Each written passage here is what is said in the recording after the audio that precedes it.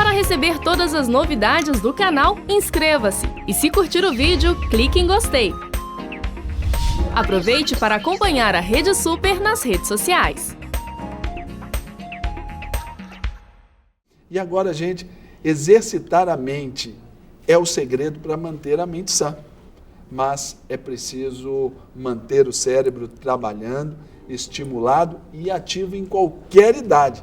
E é para falar mais sobre esse assunto tão importante que agora nós vamos ter um bate-papo muito bacana também com o neurologista Ronieli Melo Tavares.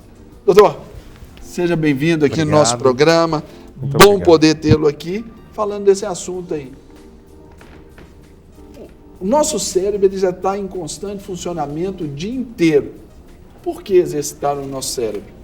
Então, A nossa mente? primeiramente, queria agradecer o convite. Não, é nossa. Acho que tem muito assunto sendo gerado ultimamente em neurociência, que o público geral deveria ter acesso. Muita coisa legal, de fácil execução, para a gente manter sempre o cérebro, funções cognitivas preservadas a maior parte do tempo e desfrutar disso ao longo da vida.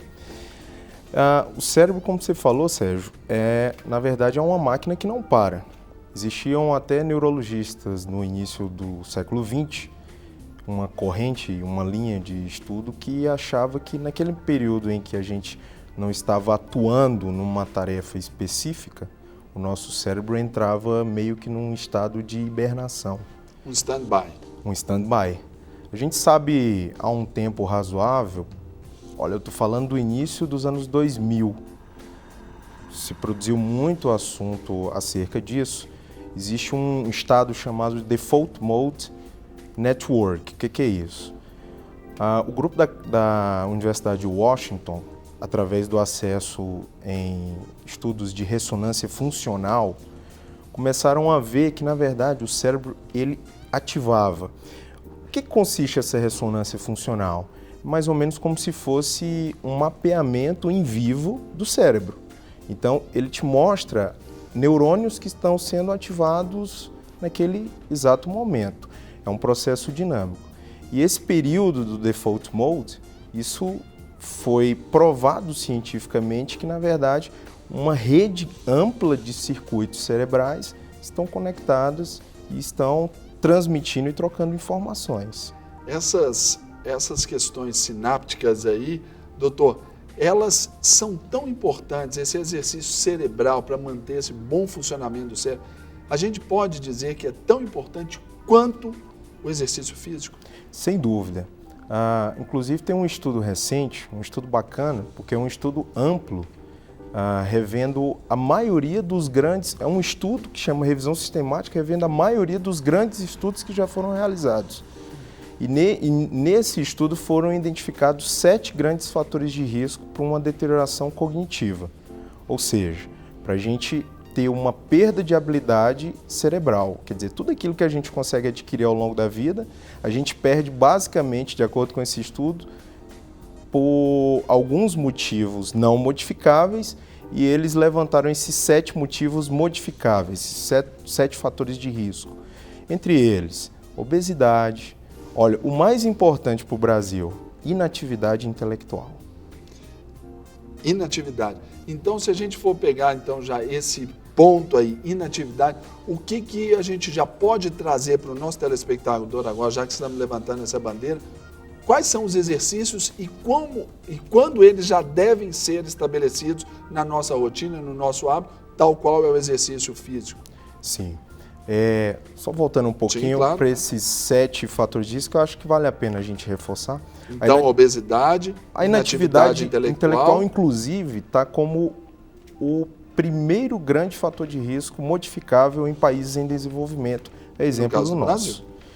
Nos Estados Unidos, essa relação já se inverte, por exemplo, com o sedentarismo ou a inatividade física. E tem mais 5 outros fatores de risco: obesidade, depressão, hipertensão,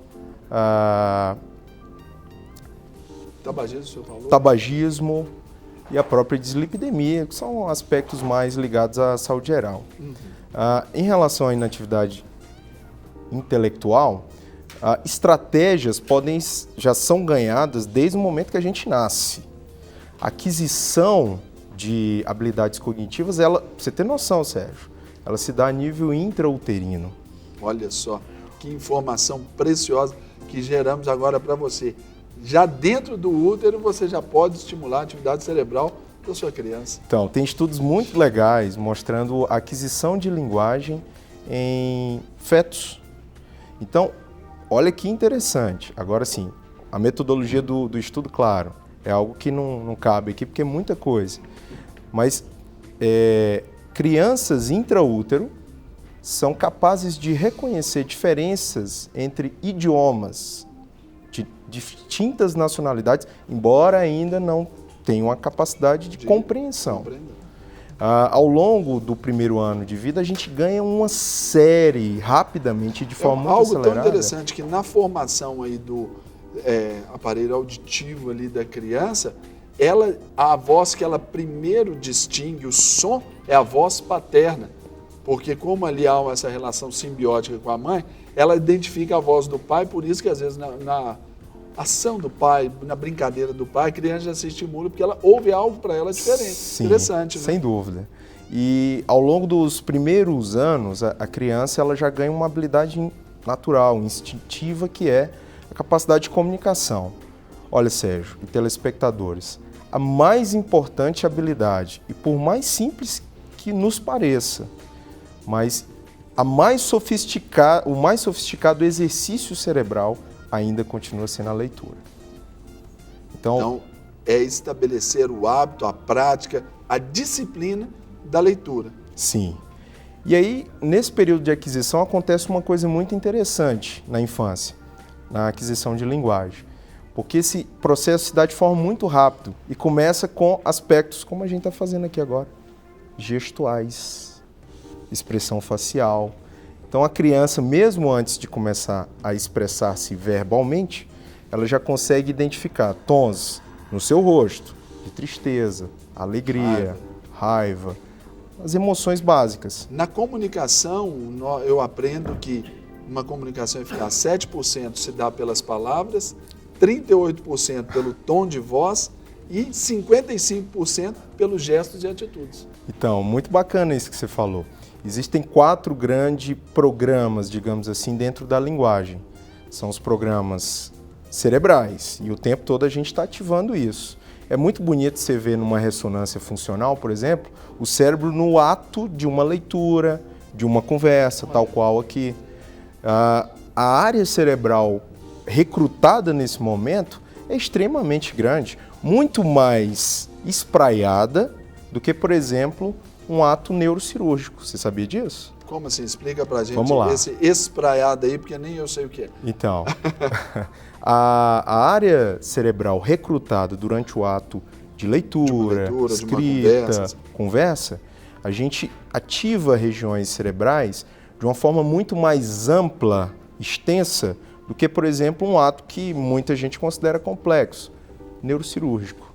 Olha. Então, o neurocirurgião, no momento da sua ação, ele está recrutando muito mais áreas restritas do que, por exemplo, no ato de uma leitura. O cérebro, vamos dizer assim, ele fica mais ali focado só em determinadas áreas. Sim. Porque ele está focado, vamos usar essa expressão mais comum, né? Está direcionado ali. Sim. Enquanto na conversa aqui a gente pensa em 1001 coisas, sente 1001 coisas. Sim. E isso, então, estende mais ali a área de atuação do cérebro. Sem dúvida. Legal. E fazendo uma analogia, um comparativo, de essas sinapses, essas circuitarias, como se fossem vias de acesso a um objetivo, qualquer que seja ele. Uhum.